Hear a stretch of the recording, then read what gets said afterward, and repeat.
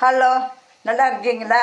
நான் பாருங்கள், வாழைப்பூ ஆஞ்சி வாழைப்பூ துவரம்பருப்பு போட்டுக்கிட்டேன், கொஞ்சம் கடலைப்பருப்பு, சோம்பு, பச்சை மிளகா, கேரட்டு போட்டு இந்த பாருங்கள், கேரட்டெல்லாம் தெரியுது பாருங்கள்.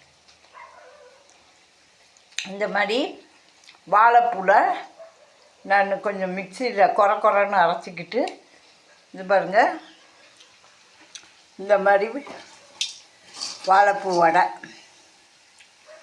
ரொம்ப சுவையாக இருக்கும். நம்ம செஞ்சு சாப்பிட்றதோட இந்த மாதிரி சாப்பிட்றது நல்லாயிருக்கும். நீங்களும் இந்த மாதிரி செஞ்சு பாருங்கள்.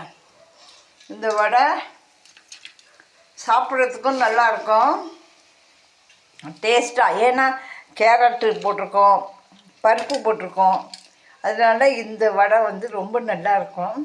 பாருங்கள், கொஞ்சம் பிச்சு காட்டுறேன், மெதுவாக இருக்கும் பாருங்கள். ரொம்பவும் நமக்கு நல்லா உள்ளார வெந்திருக்கும், வெந்தோடனே நல்லாயிருக்கும். இந்த மாதிரி வடை சுட்டு சாப்பிட்டு பாருங்கள்.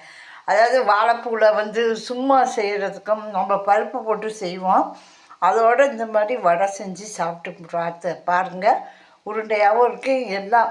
அதாவது பருப்பு, சோம்புத்தூள், சீரகம், பூண்டு, வெங்காயம், கேரட்டு எல்லாம் மிக்சியில் ஒரு அரைச்சி இந்த மாதிரி திப்பியாக வச்சு கருவேப்பிலை, கொத்தமல்லி போட்டு எல்லாம் சேர்த்து அரைச்சிடலாம்.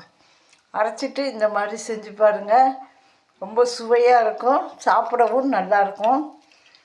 ஒரு லைக் பண்ணுங்கள். பாய்.